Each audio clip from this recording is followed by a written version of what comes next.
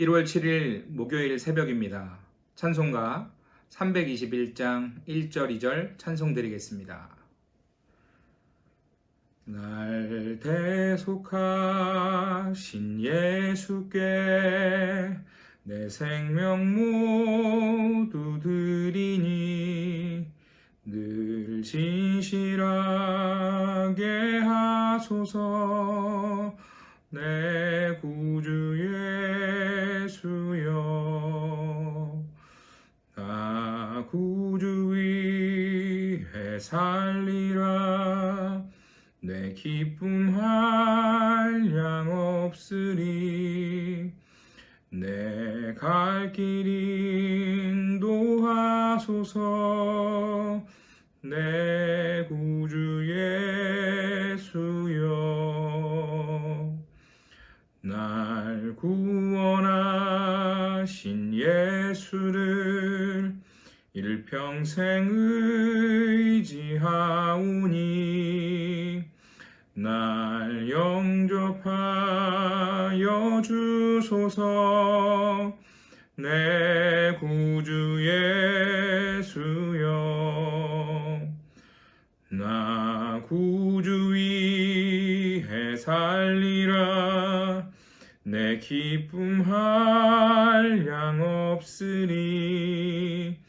내 갈 길 인도하소서. 내 구주 예수여. 기도하겠습니다. 사랑과 은혜가 많으신 주님, 지난밤 지켜주시고 또 오늘 이렇게 예배드릴 수 있도록 우리를 불러주시고 깨워주신 은혜를 감사합니다. 하나님, 지난밤 눈이 많이 왔습니다. 또 이 새벽을 지나면서 얼음이 얼고 출근길이 어려울까 걱정이 됩니다. 사랑하는 우리 성도들을 지켜주시고 가정을 지켜주시고 또 이 나라를 지켜주셔서 하나님, 사건 사고가 많이 없을 수 있도록 주님, 우리를 긍휼히 여겨 주시옵소서. 주님의 보호하심과 붙드심을 더욱 간절히 바라게 되는 이 새벽입니다. 하나님, 오늘도 주의 말씀으로 은혜 주시고 힘 주셔서 주님 말씀 붙잡고 살아갈 수 있도록 우리를 인도하여 주시옵소서. 감사하며 예수님의 이름으로 기도합니다. 아멘. 오늘 나누실 말씀은요, 누가복음 3장입니다. 누가복음 3장 1절에서 14절 말씀입니다. 제3장. 디베르 황제가 통치한 지 15해, 곧 본디오 빌라도가 유대의 총독으로, 헤롯이 갈릴리의 분봉왕으로, 그 동생 빌립이 이두레와 드라고니 지방의 분봉왕으로, 루사니아가 아빌레네의 분봉왕으로, 안나스와 가야바가 대제사장으로 있을 때에 하나님의 말씀이 빈 들에서 사가랴의 아들 요한에게 임한지라. 요한이 요단강 부근 각처에 와서 죄 사함을 받게 하는 회개의 세례를 전파하니 선지자 이사야의 책에 쓴 바, 광야에서 외치는 자의 소리가 있어 이르되 너희는 주의 길을 준비하라. 그의 오실 길을 곧게 하라. 모든 골짜기가 메워지고 모든 산과 작은 산이 낮아지고 굽은 것이 곧아지고 험한 길이 평탄해져질 것이요 모든 육체가 하나님의 구원하심을 보리라. 요한이 세례 받으러 나아오는 무리에게 이르되, 독사의 자식들아, 누가 너희에게 일러 장차 올 진노를 피하라 하더냐. 그러므로 회개에 합당한 열매를 맺고 속으로 아브라함이 우리 조상이라 말하지 말라. 내가 너희에게 이르노니 하나님이 능히 이 돌들로도 아브라함의 자손이 되게 하시리라. 이미 도끼가 나무 뿌리에 놓였으니 좋은 열매 맺지 아니하는 나무마다 찍혀 불에 던져지리라. 그러면 우리가 무엇을 하리이까? 옷 2벌 있는 자는 옷 없는 자에게 나눠줄 것이요 먹을 것이 있는 자도 그렇게 할 것이니라. 세리들도 세례를 받고자 하여 와서 이르되, 선생이여, 우리는 무엇을 하리이까? 부과된 것 외에는 거두지 말라. 군인들도 물어 이르되, 우리는 무엇을 하리이까? 사람에게서 강탈하지 말며 거짓으로 고발하지 말고 받는 급료를 족한 줄로 알라. 오늘 말씀에서는 세례 요한이 등장합니다. 세례 요한은 구약과 신약을 잇는 마지막 선지자입니다. 구약의 옛 언약의 시대를 마치면서 새로운 신약의 시대를 준비하는 예수님의 오심을 준비하는 일을 맡은 사람이었죠. 본문 4절에서 6절을 보시면 세례 요한이 이사야 선지자가 예언한 대로 광야에 외치는 자의 소리가 되어서 예수 그리스도께서 본격적으로 메시아 사역을 할 수 있도록 그 길을 미리 예비한 사람이라는 것을 나타내고 있습니다. 세례 요한의 등장은 하나님께서 이사야서의 예언을 이루셨다라는 것을 가르쳐주는 증거가 되는 것입니다. 자, 그럼 세례 요한이 와서 외친 첫 메시지는 무엇이었습니까? 본문 3절을 여러분 다시 보십시오. 이렇게 말하죠. 요한이 요단강 부근 각처에 와서 죄사함을 받게 하는 회개의 세례를 전파하니. 요한이 지금 회개를 촉구합니다. 회개의 세례는 단순한 종교의식이 아니죠. 7절에 보면 요한이 세례를 받으러 나오는 무리를 향해서 아주 맹렬한 분노를 쏟아내면서 이렇게 말합니다. 독사의 자식들아, 누가 너희에게 일러 장차올 진노를 피하라 하더냐. 요단강에 나온 사람들은 중심의 회개가 없이 단순히 세례의 의식만을 참여하려고 하는 사람들이 있었습니다. 그들 중에는 요한이 누구인가 살피러 온 사람도 있었고 바리새인과 종교 지도자들이 보낸 사람들도 있었던 것이죠. 하나님은 죄 없는 자를 찾으시는 것이 아니라 죄를 회개하는 자를 찾으시는 분이신 줄 믿습니다. 죄인이 하나님의 심판을 받는 것은 죄를 지었기 때문이 아니라 지은 죄를 회개하지 않았기 때문이죠. 오늘 세례 요한을 통해서 주시는 하나님의 메시지는 분명합니다. 구원은 회개의 통로를 거쳐 온다라는 것이죠. 누가복음 18장 9절 이하에 보면 예수님께서 바리새인과 세리의 기도를 비유하시는 말씀이 나옵니다. 바리새인이 당당하게 먼저 기도하는데요. 이렇게 기도합니다. 하나님, 저는 토색, 불의, 간음하지 않았습니다. 지금 제 옆에 기도하는 이 사람, 같은 민족에게 부당한 이득을 취해서 민족의 배신자로 살아가는 이 세리와 같이 살지 않았음에 감사합니다. 일주일에 저는 2번씩 금식하고 11조도 드렸습니다. 라고 이렇게 기도하죠. 반면에 세리의 기도는 어떻습니까? 감히 눈을 들어 하늘을 쳐다보지 못하고 다만 가슴을 치며 하나님이여 불쌍히 여기소서 나는 죄인이로소이다 라고 기도하고 있습니다. 이 비유는 예수님께서 죄를 용서하는 은혜가 자신을 높인 바리새인이 아닌 자신을 낮춘 세리에게 더 깨달아지는 것임을 말씀하고 있는 것이죠. 그렇습니다. 회개를 거치지 않는 은혜란 있을 수 없는 것이죠.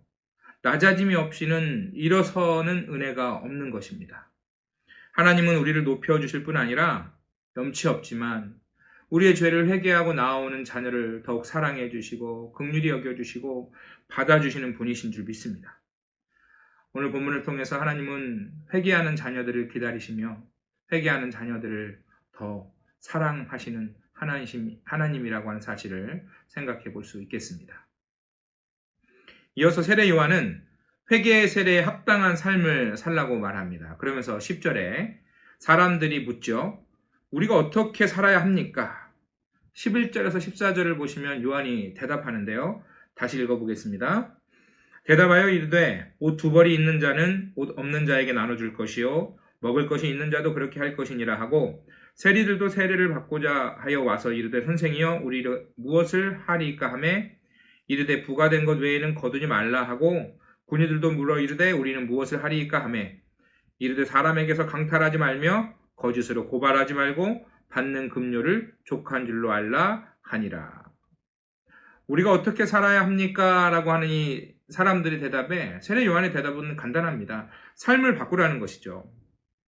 그들에게 어떤 은혜를 더 받으라고 요청하는 것이 아니라 지금까지 살아왔던 삶의 방식, 하나님이 기뻐하시지 않았던 삶의 방식을 버리고 하나님이 원하시는 삶의 방식으로 거룩하고 정결하게 살아가라고 말합니다.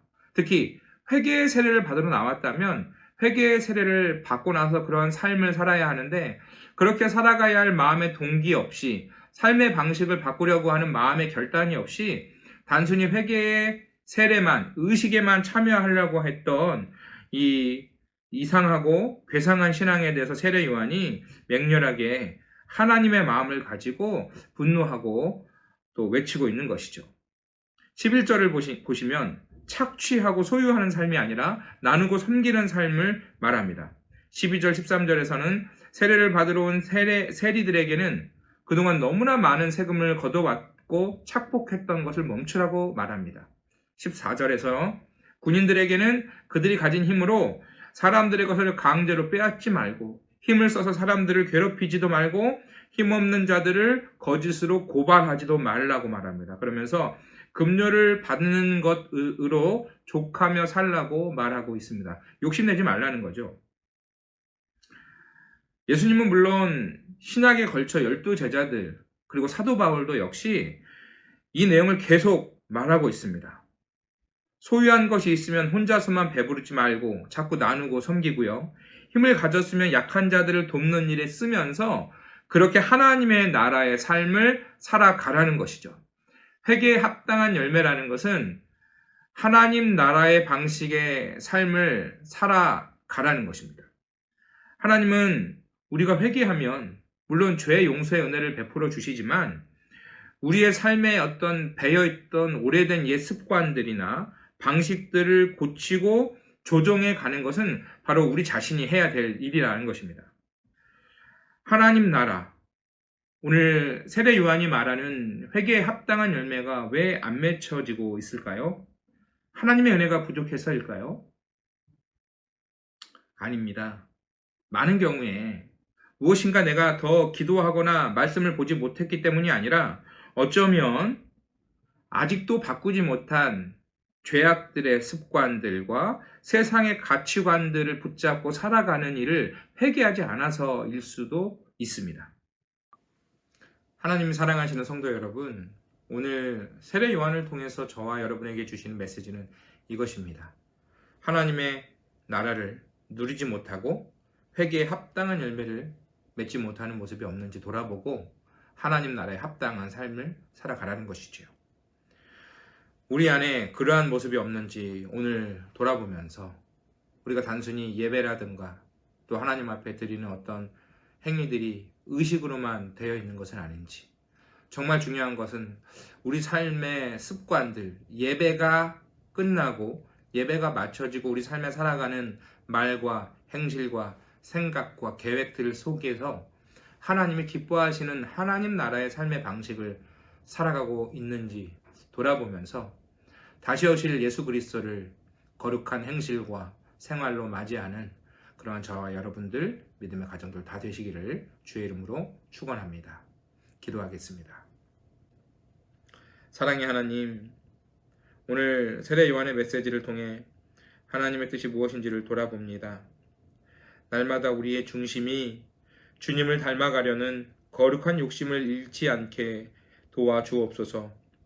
하나님은 자신을 높이는 자가 아니라 자신을 낮추는 자, 곧 회개하는 자녀들을 더욱 사랑해 주시는 줄 믿습니다. 우리가 회개하기에 부드러운 마음이 되어 예수님 모시고 살아가는 기쁨이 충만하게 하시고 회개한 대로 삶을 조정하고 바꾸어 나갈 수 있도록 성령께서 인도하옵소서. 그래서 언제라도 예수님 만날 준비가 되어 있는 거룩한 세마포 옷을 입은 성도들, 믿음의 가정들 다 되도록 역사하여 주옵소서. 예수님의 이름으로 기도합니다. 아멘.